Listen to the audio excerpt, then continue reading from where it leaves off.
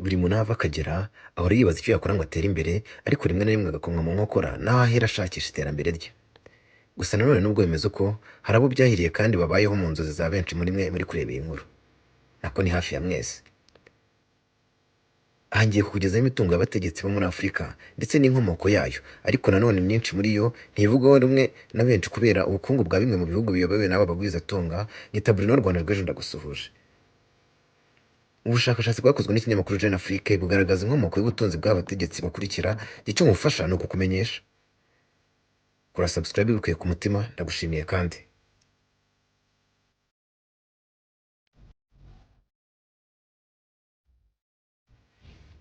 Reka duhere ku mwanya wa 10 aho tuhasanga Alassane Ouattara, perezida wa Cote d'Ivoire. Uyu yayoboye iki gihugu kuva mu mwaka w'ibihumbi 2010, aho umutungo wa Ouattara urimo imigabane ya cocoa. Iterambere rya Cote d'Ivoire kuri 7% ryayo rirakomeye, ariko nanone 28% by'abaturage baba munsi y'umurongo w'ubukene. Alassane Ouattara abarirwa agaciro k'amafaranga angana na miliyoni 70 z'amadolari y'Amerika, ndetse kandi nk'uko nabikubwiye haruguru, inkomoko y'ubutunzi bwe ikaba muri cocoa ndetse n'amabanki.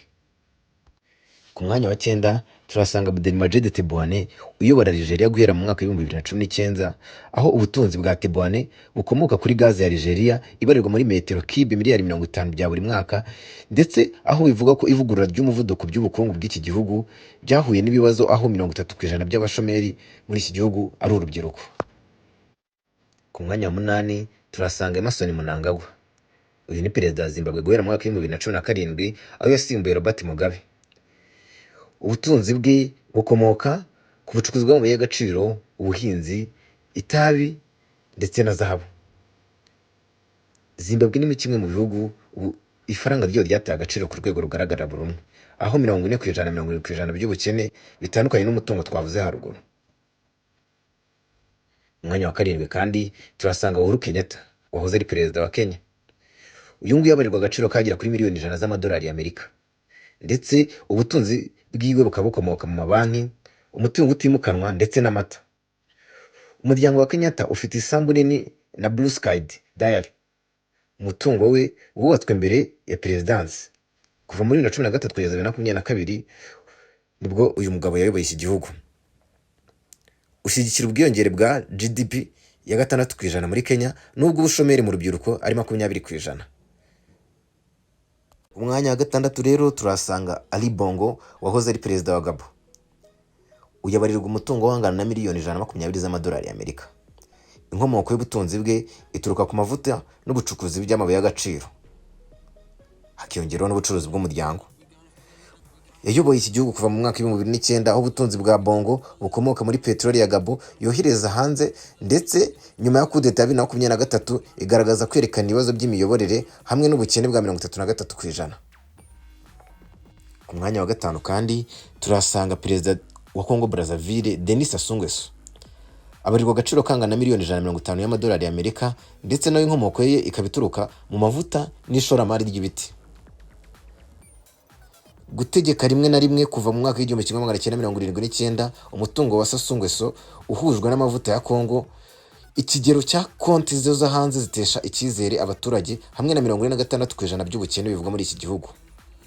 Gusa perezida wa iki gihugu ni umwe mu bategetsi bafite amafaranga atubutse ku mugabane wa Afurika. Ku mwanya wa 4 rero turasanga Paul Biya, ni perezida wa Cameroon. Uyabarirwa kwangana na miliyoni 200 z'amadolari y'Amerika. Uyari ku butegetsi kuva ku mwaka w'igihumbi 1982. Ubutunzi bwa Biya burimo umutungo muri Yaounde ni Burayi, amavuta na kakao byoherezwa muri Cameroon, gutera inkunga imishinga ya leta. Ariko nanone 40% by'abaturage bahura n'ubukene. Ku mwanya wa 3 turasanga umwami wa 6 wa Maroc. Abarirwa kwangana miliyari 8.5 z'amadolari y'Amerika, harimo kubera imbaraga z'ubuyobozi, ibikoresho bya cyami, ubuhinzi n'itumanaho. Umwami wa Maroc agenza SNI, ihuriro rifite imigabane muri banki n'ubuhinzi. Umutungo we kandi ushyigikira ubwiyongere bwa GDP ya 5%, ariko ubusumbane bukomeje kuba hejuru, hamwe n'ubushomeri bwa 15% muri iki gihugu. Ku mwanya wa 2 ufite gutungurwa yitwa Theodore Obiang Nguema Mbasogo. Ayobora Guinea Equatoriale guhera mu 1979. umutungo wa Obiang uhujwe na peteroli ya Guinea Equatoriale, itanga 90% bya GDP by'iki gihugu. Afite imitungo ihebuje Paris ndetse n'i Malabo.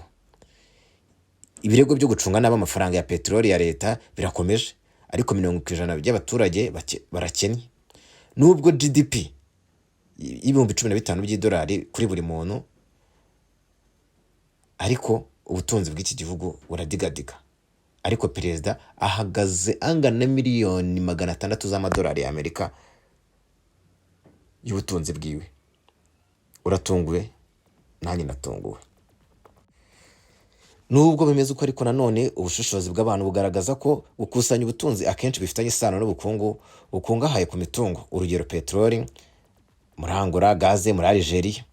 Icyakora Transparency International mu mwaka wa 2024 ivuga ko abayobozi nka Obiang na Sassou Nguesso bakurikiranywe icyaha cyo kunyereza umutungo, hamwe na konti zabo zo hanze zitangazwa n'ibigo by'iperereza nka SIG. Ubutunzi bwa Mohamed wa gatandatu nubwo ari bunini, bugaragara ko cyane cyane kubera ubwami bwa Morocco bwashyizwe ahagaragara. Intsinzi ya Kenyatta ya mbere y'ubucuruzi bwa politike itandukanye no kwishingikiriza ku butunzi bwa leta. Imyumvire ya rubanda kuri Twitter nakuze n'imbuga nkoranyambaga zitandukanye yerekana kutizera ubutunzi bw'aba bayobozi mu bihugu bikennye cyane cyane nka Guinea Equatoriale. Ibintu bitwara ubutunzi bwa perezida: kugenzura umutungo, amavuta, gaze byiganje muri Guinea Equatoriale, Angola na Gabon. Igihe kirekire Biya amaze ku butegetsi, Obiang amaze ku butegetsi, bakoresha amategeko yagutse. Gusa nanone hari n'abandi ubutunzi bwabo bukomora ku bucuruzi bw'imiryango. Urugero ni nk'amata ya Kenyatta hamwe n'ibigo byubaka bya Lorenzo byongera ubutunzi bw'aba bategetsi. Ishoramari ry'amahanga, imigabane ya Mohamed wa gatandatu wa Maroc mu bigo by'Uburayi yongera miliyari ziwe. Politike y'ubukungu, ivugura rya kakao biri mu bigira Ouattara umutegetsi uri mu bakeze muri Afurika. Gusa imitungo ya benshi muri bano bayobozi ni impaka zidashira ku mbuga nkoranyambaga. Kwibanda ku mutungo mu bayobozi akenshi bitera abantu kutanyurwa, aho 60% by'abanyaguinea Equatoriale badafite serivisi z'ibanze nubwo ubutunzi bwa peteroli bubaganje. Ibirego bya ruswa bishinjwa Biya na Sassou Nguesso byatumye ibihano mpuzamahanga bihabwa inkunga z'amahanga ziragabanyuka 20%. Ihungabana ry'ubukungu rya Zimbabwe, icyo bita inflation, bya 40%, ritandukanye n'umutungo wavuzwe kwa Mnangagwa. Bitera kwibaza ku bijyanye n'ubutunzi bwemewe. Gukorera mu mucyo bikomeje kuba inzitizi. Gusa muri Maroc na Kenya byonyine bitanga imenyekanisho y'umutungo wabyo. Ingaruka rero ku bukungu bwa Afurika: abayobozi bakize bashobora gutera imbere binyuze mu ishoramari nka Mohamed wa gatandatu, umushinga w'ibikorwa remezo uhagaze miliyari 2 y'amadolari y'Amerika. Icyakora imiyoborere mibi muri Guinea Equatoriale na Congo byongera ubusumbane imbere mu gihugu. Gusa hirya muri Cote d'Ivoire, politike ya Ouattara yakusanyije miliyari 10 z'amadolari ya FDI.